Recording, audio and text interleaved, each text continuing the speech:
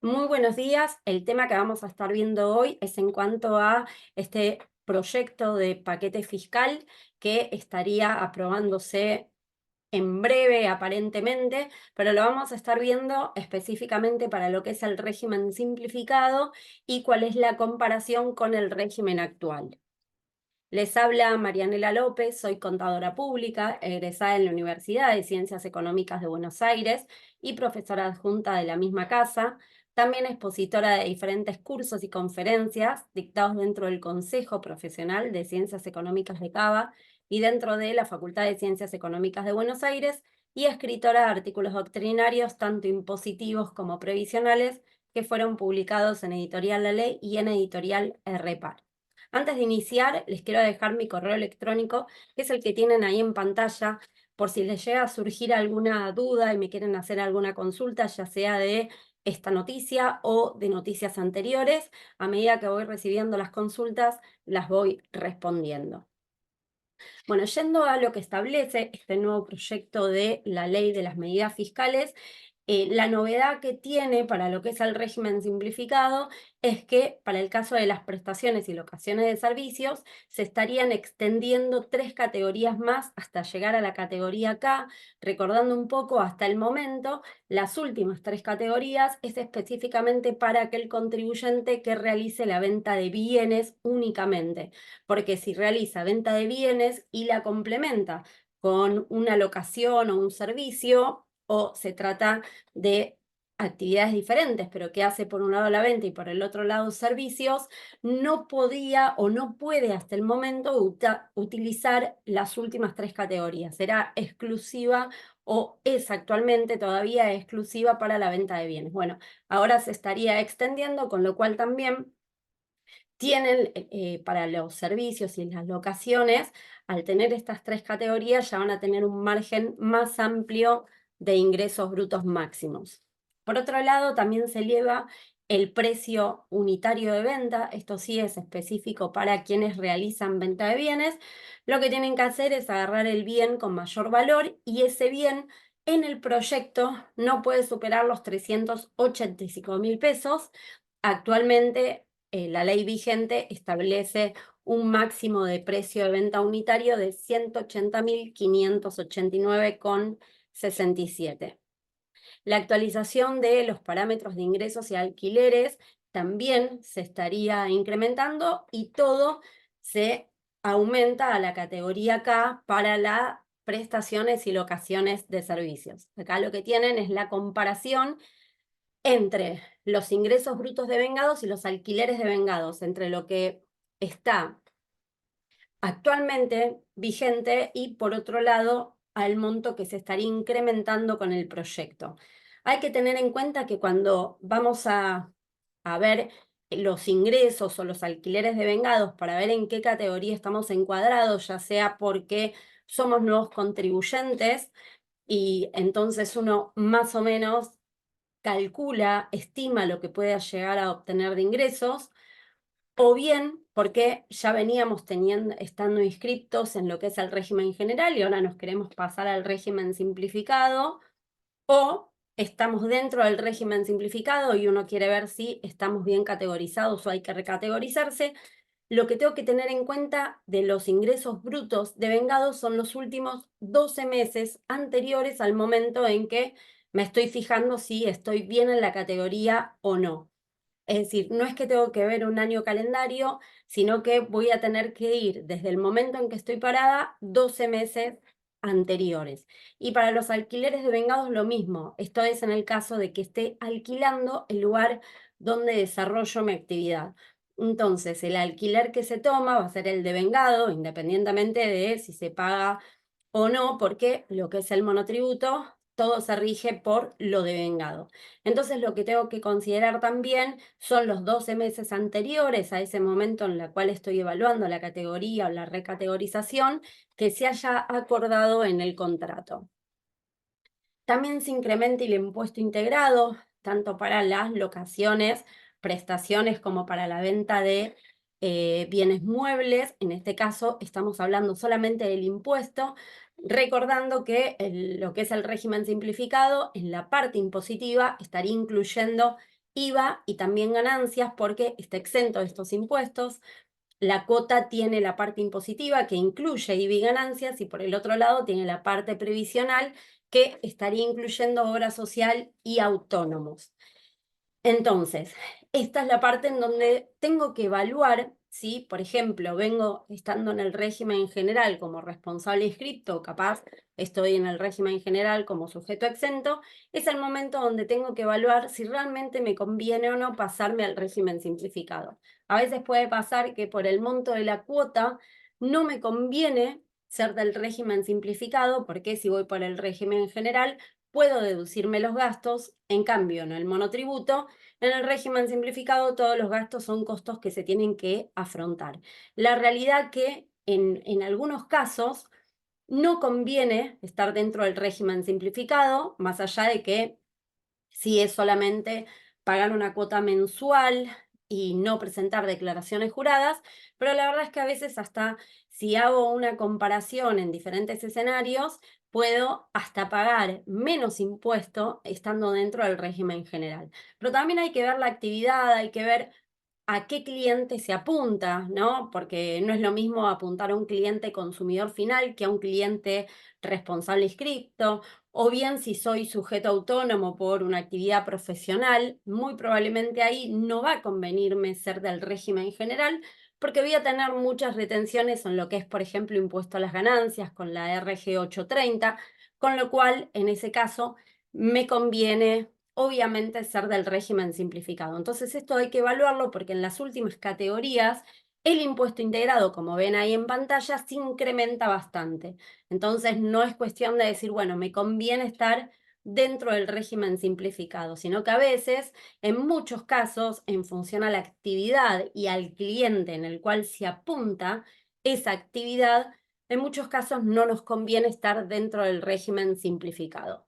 También se estaría incrementando el aporte previsional. Por un lado tengo la parte de autónomos, por el otro lado la parte de obra social. Todo esto también se lleva a la categoría acá y va a depender, o sea, son montos variables y esto depende específicamente de los ingresos que obtenga el contribuyente, ¿no? Los ingresos y también el resto de los parámetros. ¿Cuáles son las otras novedades que estarían apareciendo dentro de este paquete fiscal? Se elimina la excepción de ingresar al impuesto integrado para aquellos que realicen actividades primarias, también para los inscriptos en el Registro Nacional de Efectores de Desarrollo Local y Economía Social y para los asociados de cooperativas de trabajo que queden encuadrados dentro de la categoría A. También se estaría eliminando la excepción de ingresar el impuesto integrado para los contribuyentes encuadrados en las categorías A o B, que se había establecido mediante la Ley 27.676, que es el programa de fortalecimiento y alivio fiscal para los pequeños contribuyentes.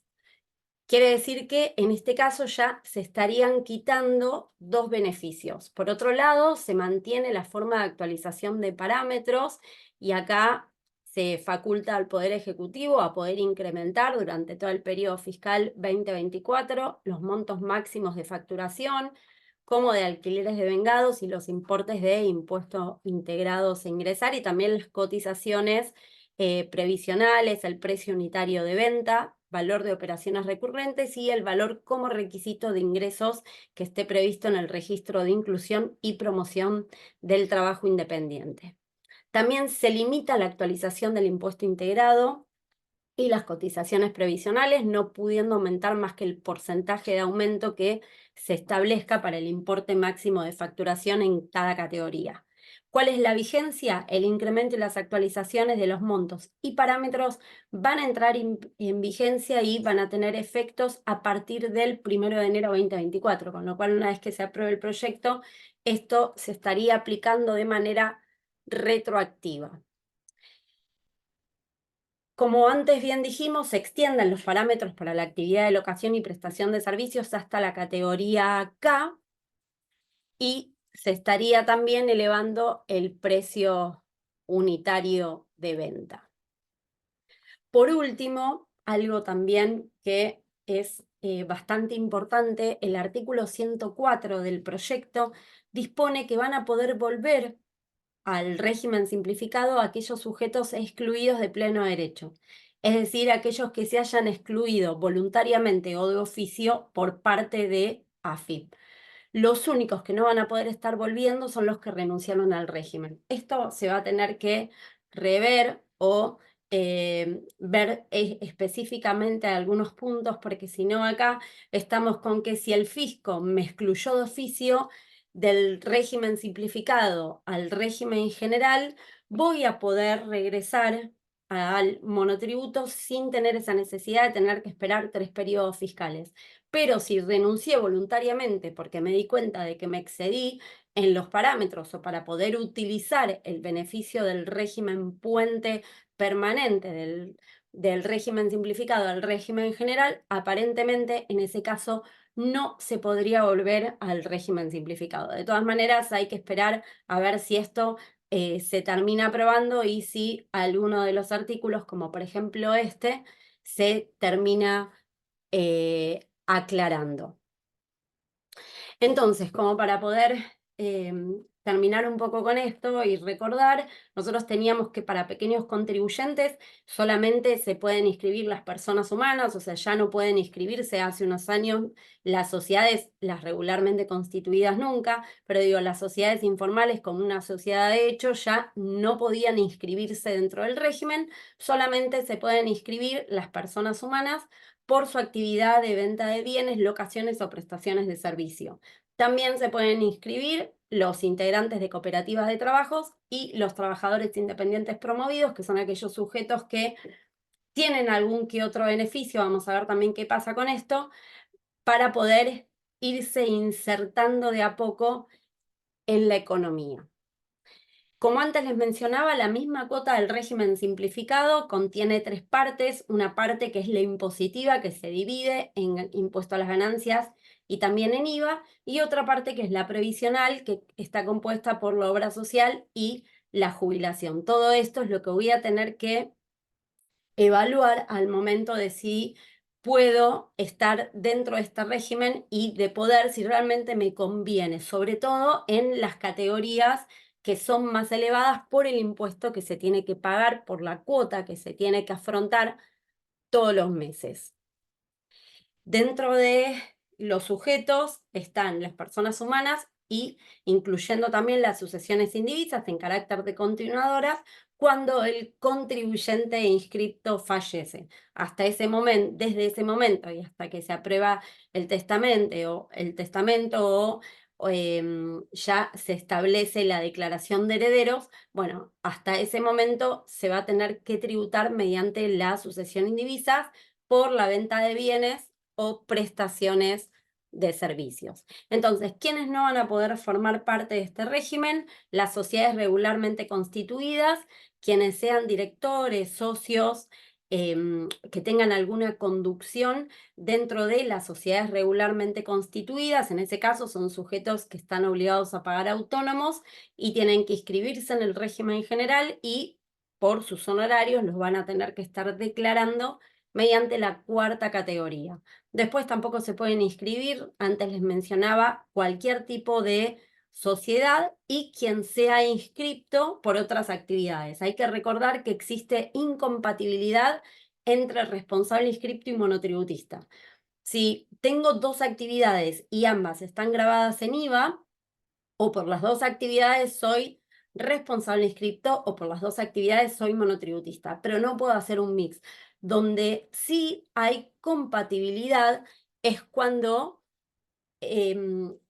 por ejemplo, yo tengo una actividad que está exenta en IVA y una actividad que está grabada en IVA. Digo, bueno, si soy socio de una sociedad, por mi actividad de socio voy a estar exento en IVA. Y si además soy profesional y por esa actividad profesional facturo, puedo inscribirme como monotributista por esa actividad facturando específicamente sobre mi actividad profesional. Acá es compatible porque se tiene una actividad exenta en IVA y otra grabada en IVA, ¿no? Por eso en la que está grabada en IVA se puede optar por el régimen simplificado. Otro de los ejemplos es tener el alquiler de un inmueble con destino a vivienda o el alquiler de un inmueble rural. Y en ese caso puedo determinar, digo, bueno, me conviene estar dentro del régimen general porque me puedo deducir todos los gastos que se vinculan con ese inmueble. Entonces acá voy a decir, ese, ese alquiler está exento en IVA. Si por otro lado tengo mi actividad profesional, por mi actividad profesional puedo inscribirme en el régimen simplificado. De nuevo, es compatible porque tengo una actividad exenta, locación, ese tipo de locación, obviamente, y una actividad grabada, la actividad profesional. Entonces, acá también es compatible. También va a ser compatible cuando se trabaja en relación de dependencia y por el otro lado se tiene otra actividad por la cual se factura. Por esa otra actividad me puedo inscribir en el régimen simplificado. Dentro de lo que es la composición de la cuota, también vamos a recordar que tiene una parte obligatoria, que es IVA y ganancias, y esto depende de los parámetros del contribuyente. Y además tiene la parte previsional, que es obra social y jubilación, que en principio es obligatoria, pero ahora vamos a ver que se exime a algunos sujetos de ingresar esta parte. Y la cuota optativa es en el caso de que quiera adherir a alguien de mi grupo familiar primario a la obra social, bueno, ahí voy a pagar una adicional. Esa parte de la cuota es optativa. ¿Quiénes son los sujetos que están eximidos de tener que ingresar esta parte de la parte previsional? Los profesionales universitarios que por esa actividad se encuentren obligatoriamente afiliados a algún régimen provincial para profesionales, los menores de 18 años, quienes trabajan en relación de dependencia, porque ya el empleador le realiza las retenciones correspondientes, quienes se hayan jubilado por las leyes anteriores, que sería la ley 18.037 o 18.038, los locadores de bienes muebles y de inmuebles que solamente hagan esa actividad no van a estar obligados a pagar autónomos, y las sucesiones indivisas continuadoras de los contribuyentes fallecidos. Bueno, hasta acá llegamos entonces con la novedad que teníamos para hoy. Como siempre, muchísimas gracias por su atención y si quieren me pueden seguir en mi canal de YouTube. Muchas gracias.